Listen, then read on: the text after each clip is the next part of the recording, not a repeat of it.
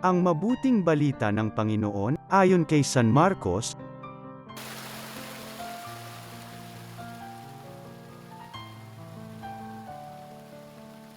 Noong panahong iyon, dumating ang ina at mga kapatid ni Jesus.